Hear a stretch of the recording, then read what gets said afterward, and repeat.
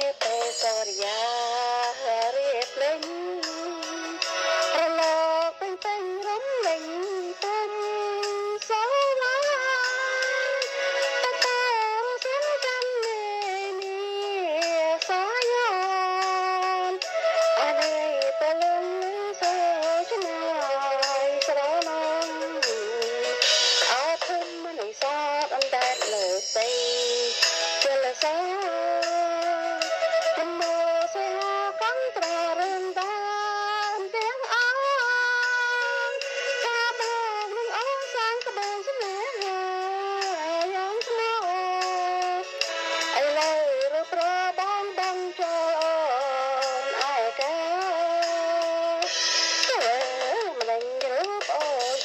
ស្រីយ៉ាងនេះសា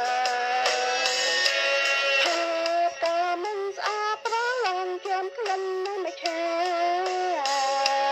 អូស្គាល់ជានៅបបតែក្លិនជលសានេះហើយវាស្នាអូថានៅភូមិបងព្រីទៅត្របង្កប់រឿងស្នេហ៍នាងក្រដោយព្រាមមកសត្រូវប្តីយកទៅរហ័យចាញ់តាំងពីប្រៅរដល់ខែរសក៏ប្រងស្នេហាមិនឃើញវាត្រយល់វិញ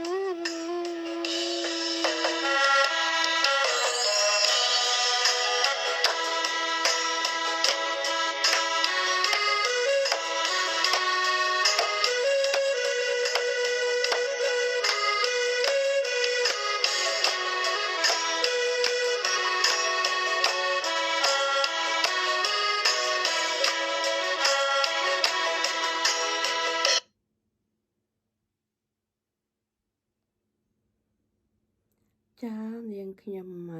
ជាអ្នកច្រៀងចម្រៀងមួយនេះចាបើសិនជាបរោះក្តីមិនព្រោះក្តី